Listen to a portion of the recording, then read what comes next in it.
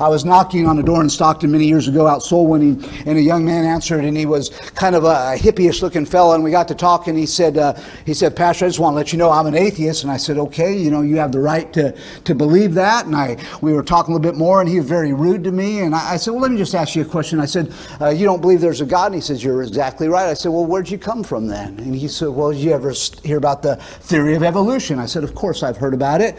And he says, well, then if you heard about it, you ought to know where we come from. I said, well, just humor me a little bit. Would you answer the question? Where did you come from? He said, well, I came from a monkey.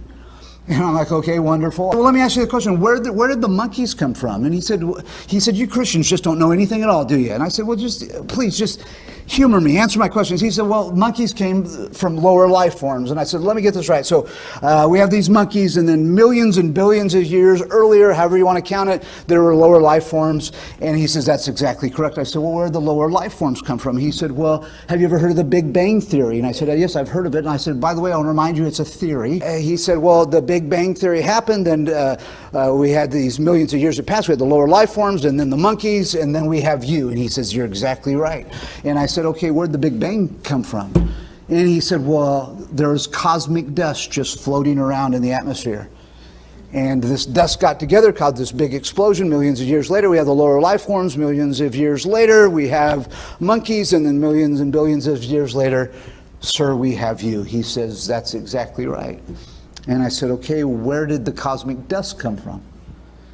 And I'll never forget it, because he looked down at the ground, and he's looking at his feet, and he's thinking, and he shook his head, and he looked up to me, and he said this. He said, I don't know. He said, I guess the dust has always been there. I said, okay. And he said this. He said, okay, hotshot. He said, tell me, where did we come from? And I said, we came from God. He said, oh, I knew you were going to say that. He says, well, let me ask you a question. Where did God come from? And I looked down at my feet like he did, and I thought for a moment. I looked back up at him. I said, I don't know. I said, I guess God's just always been. And I said, sir, let me tell you this. I said, first of all, what you believe is a lot harder to believe than what I believe. Right. I said, secondly, I would rather believe in a God that's always been than dust that's always been. Amen.